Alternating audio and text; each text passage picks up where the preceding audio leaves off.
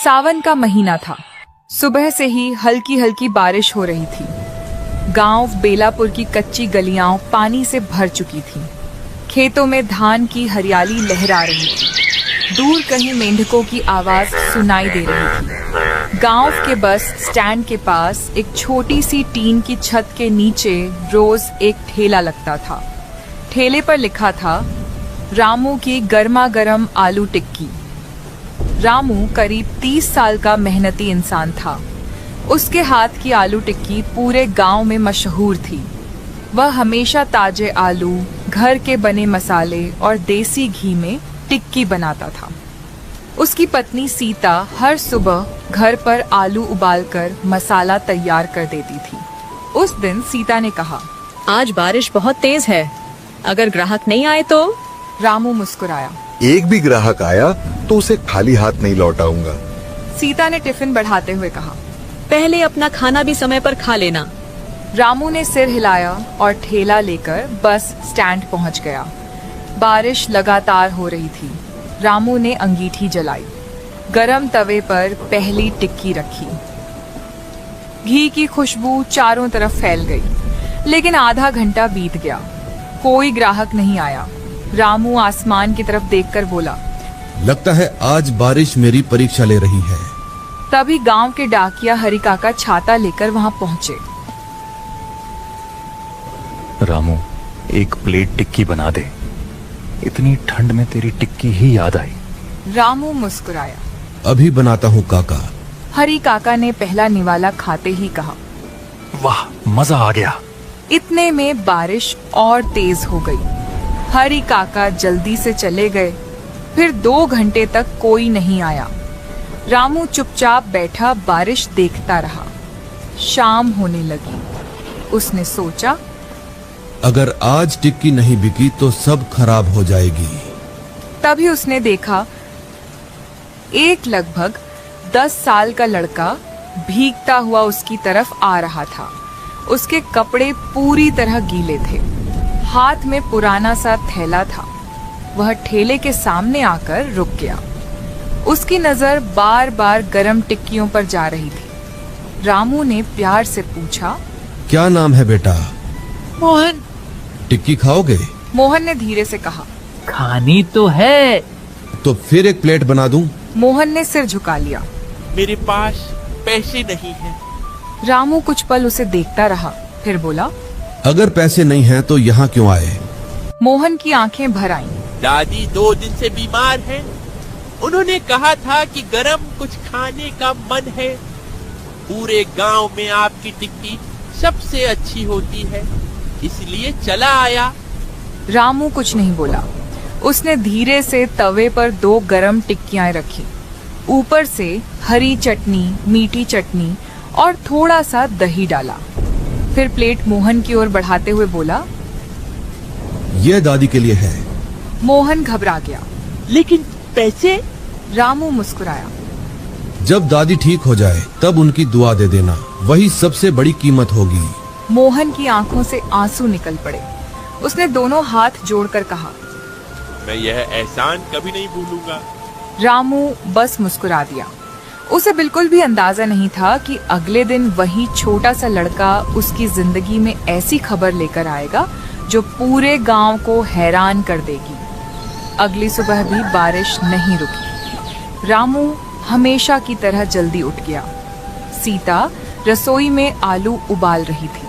सीता ने पूछा, कल उस बच्चे ने पैसे दिए? रामू मुस्कुराकर बोला, नहीं। सीता ने फिर पूछा, फिर भी तुम खुश लग रहे हो। रामू ने धीरे से कहा, उसकी आंखों में झूठ नहीं था। मुझे लगता है उसकी दादी सच में बीमार है। सीता ने मुस्कुराते हुए कहा, इसीलिए तो पूरा गांव तुम्हें पसंद करता है। रामू ठेला लेकर फिर बस स्टैंड पहुंच गया। बारिश आज भी लगातार हो रही थी। उसने अंगीठी जलाई और टिक्कियां सेंकने लगा। करीब 1 घंटे बाद वही लड़का मोहन दूर से भागता हुआ दिखाई दिया। आज उसके हाथ में एक पुरानी छतरी थी। वह ठेले के पास आकर हाँफने लगा। रामू ने हंसते हुए पूछा, अरे इतनी जल्दी जल्दी क्यों भाग रहे हो? मोहन ने जेब से कुछ सिक्के निकाले। चाचा, ये लीजिए, कल की टिक्की के पैसे। रामू ने सिक्कों की ओर देखा। सिर्फ 20 रुपये थे। असल कीमत उससे ज्यादा थी। रामू ने पूछा। बस इतने ही। मोहन ने सिर झुका लिया।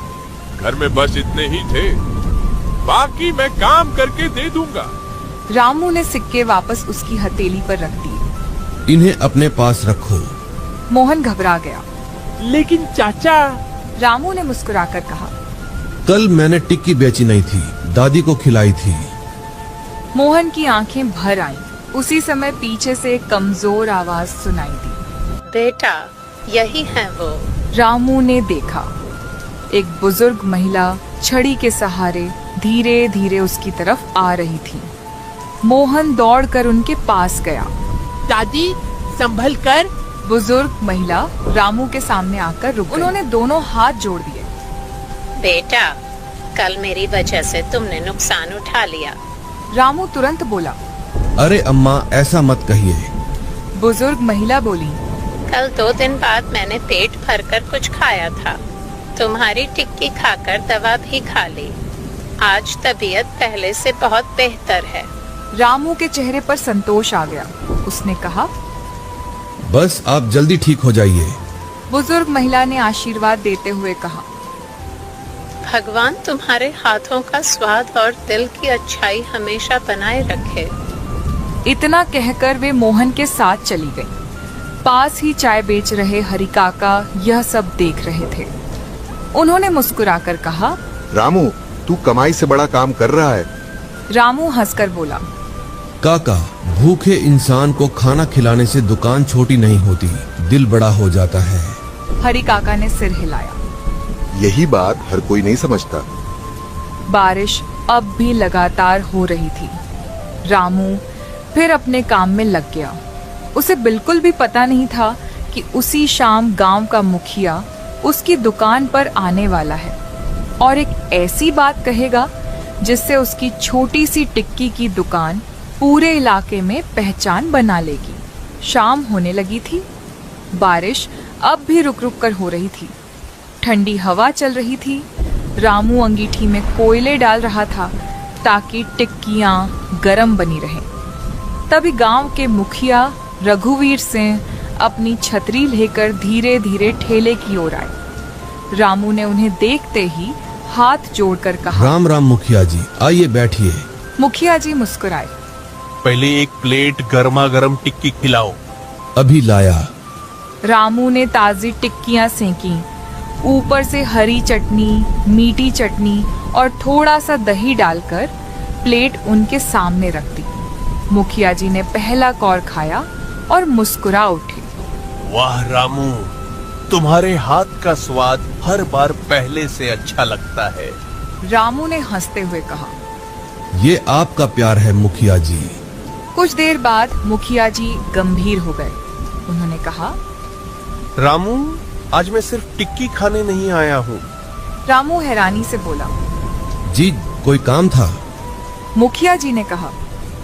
आज सुबह मोहन की दादी मेरे घर आई थी। रामू चुपचाप सुनने लगा। उन्होंने मुझे बताया कि तुमने बिना पैसे लिए उन्हें खाना खिलाया। मुखिया जी, इसमें बताने जैसी क्या बात है? कोई भूखा हो तो उसे खाना देना ही चाहिए। मुखिया जी ने गहरी सांस ली। यही बात आजकल बहुत कम लोग समझते हैं। इतने में हरि काका भी वहां आ गए। उन्होंने कहा। मुखिया जी, मैंने भी अपनी आंखों से देखा था। रामू ने एक बार भी पैसों की बात नहीं की। मुखिया जी ने जेब से पैसे निकाले। आज पूरे हाट में जितनी टिक्कियां बची हैं, सब मुझे दे दो। रामू चौंक गया। इतनी सारी टिक्कियों का क्या करेंगे? आज पंचायत भवन में गांव के चौकीदार, सफाई कर्मी और बारिश में काम करने वाले मजदूर बैठे हैं। सुबह से भीग रहे हैं। आज उन्हें गरम टिक्की खिलाएंगे। रामू की आंखों में खुशी चमक उठी। अभी पैक करता हूँ। उसने एक एक करके सारी टिक्कियां पैक करनी शुरू कर दी। मुखिया जी ने पैसे आगे बढ़ाए, लेकिन रामू ने उनमें से कुछ पैसे वापस कर दिए।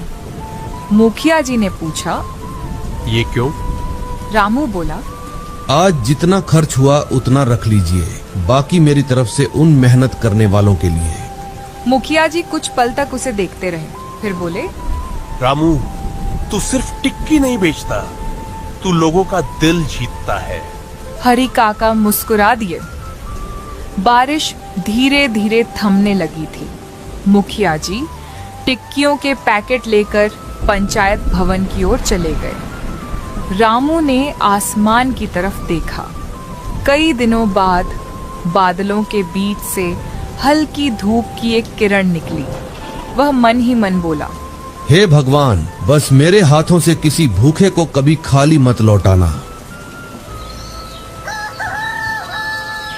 अगली सुबह बारिश हल्की हल्की हो रही थी। रात भर की बारिश के बाद गांव की हवा बिल्कुल साफ लग रही थी। पेड़ों की पत्तियों से पानी की बूंदें टपक रही थीं। रामू हमेशा की तरह अपना ठेला तैयार कर रहा था। तभी गांव के स्कूल का चपरासी बंसी उसके घर पहुंचा। रामू भैया। रामू बाहर आया। अरे बंसी, इतनी सुबह सब ठीक तो है? बंसी मुस्कुराया। मास्टर जी ने आपको स्कूल बुलाया। रामू हैरान हो गया। मुझे? लेकिन क्यों? ये तो मुझे भी नहीं पता। उन्होंने कहा है कि ठेला लगाने से पहले जरूर आ जाना। रामू तुरंत स्कूल पहुंच गया। स्कूल के बरामदे में प्रधानाध्यापक श्यामलाल मास्टर बैठे थे। उन्होंने रामू को देखते ही कहा, आओ रामू, बैठो। रामू ने हाथ जोड़कर नमस्ते की। जी मास्टर जी, आपने बुलाया था? हाँ, कल मोहन और उसकी दादी मुझसे मिलने आए थे। उन्होंने तुम्हारी बहुत तारीफ की। रामू शर्माते हुए बोला, मैंने तो बस अपना फर्ज निभाया था। इसीलिए तो बुलाया है। अगले हफ्ते हमारे स्कूल में खेलकूद प्रतियोगिता है। बाहर से भी बच्चे आएंगे। हम चाहते हैं कि उनके नाश्ते की जिम्मेदारी तुम संभालो। रामू की आंखें फैल गईं। मैं? हाँ, हमें स्वाद के साथ भरोसा भी चाहिए। मास्टर जी, मैं पूरी कोशिश करूंगा कि किसी बच्चे को शिकायत का मौका न मिले। हमें यही भरोसा था। रामू खुशी खुशी स्कूल से निकल गया। लेकिन जैसे ही वह हाट पहुंचा, उसने देखा कि उसके ठेले से कुछ ही दूरी पर एक नया ठेला लगा हुआ है। उस पर बड़ा सा बोर्ड टंगा था, सिर्फ 10 रुपए में आलू टिक्की। रामू ठिठक गया। वह चुपचाप अपना ठेला लगाने लगा। थोड़ी देर बाद नया दुकानदार ऊंची आवाज में चिल्लाने लगा, आओ आओ, पूरे गांव में सबसे सस्ती टिक्की सिर्फ 10 रुपए। हरी काका धीरे से रामू के पास आए। रामू अब क्या करेगा? जिसे सस्ती टिक्की खानी है वह वहाँ जाएगा। जिसे स्वाद और भरोसा चाहिए वह यहाँ आएगा। तू हर बार दिल की बात कह देता है। रामू ने बिना किसी चिंता के तवे पर पहली टिक्की रख दी। घी की खुशबू फिर से हवा में फैल गई। उसके चेहरे पर वही पुरानी मुस्कान थी। उसे विश्वास था कि असली पहचान कीमत से नहीं, काम से बनती है।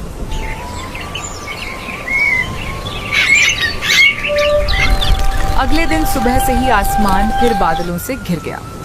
रामू हमेशा की तरह समय पर अपना ठेला लेकर हाट पहुंच गया।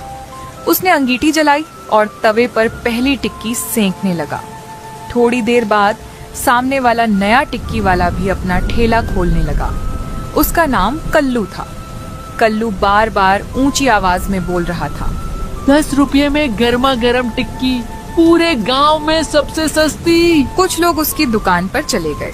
हरी काका ने धीरे से कहा, रामू, अगर तू भी दाम कम कर देगा तो ग्राहक वापस आ जाएंगे। काका, दाम कम करने से पहले सामान भी कम करना पड़ेगा, फिर स्वाद भी बदल जाएगा। मैं ऐसा नहीं करूँगा। सही कह रहा है बेटा। दोपहर तक कल्लू के ठेले पर अच्छी भीड़ रही। रामू के पास कम ग्राहक आए, फिर भी उसने किसी से शिकायत नहीं की। वह हर ग्राहक को पहले की तरह प्यार से टिक्की बनाकर देता रहा। शाम होने लगी। तभी एक किसान जल्दी जल्दी रामू के ठेले पर आया। उसने कहा, भैया, एक प्लेट टिक्की देना। सामने वाली दुकान पर क्यों नहीं गए? वहाँ तो सस्ती मिल रही है। किसान बोला, गया था, लेकिन टिक्की अंदर से कच्ची थी और तेल भी अजीब लग रहा था। आधी प्लेट छोड़कर आ गया। इतने में 2 और ग्राहक आ गए। मिस्टर रामू, हमारे लिए भी 2 प्लेट बना दो। दूसरा हंसते हुए बोला, सस्ती चीज देखकर चले गए थे, लेकिन स्वाद तो तुम्हारे हाथ में ही है। रामू ने कुछ नहीं कहा। वह बस मुस्कुराते हुए टिक्कियां सेंकने लगा। उधर कल्लू यह सब देख रहा था। उसके चेहरे पर चिंता साफ दिखाई दे रही थी।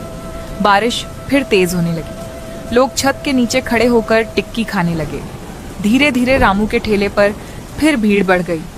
कल्लू के पास अब कोई ग्राहक नहीं था। शाम को जब हाट खाली होने लगा तो कल्लू धीरे धीरे रामू के पास आया। उसने झिझकते हुए कहा, रामू भाई। रामू ने मुस्कुराकर पूछा। हाँ बोलो। कल्लू ने सिर झुका लिया। मैंने सोचा था कि सस्ती टिक्की बेचकर तुम्हारे ग्राहक अपने पास कर लूंगा, लेकिन आज समझ में आ गया कि लोग सिर्फ सस्ता नहीं अच्छा खाना भी चाहते हैं। कल्लू, बाजार में जगह सबके लिए है। अगर मेहनत और ईमानदारी से काम करोगे तो तुम्हारे भी ग्राहक बन जाएंगे। कल्लू की आंखें नम हो गईं। रामू की यह बात पूरे गांव में फैल गई। लोग कहते थे, अगर बेलापुर जाओ तो रामू की आलू टिक्की जरूर खाना। वहाँ सिर्फ स्वाद नहीं, इंसानियत भी मिलती है। सीख, मोरल, सच्ची कमाई सिर्फ पैसों से नहीं होती।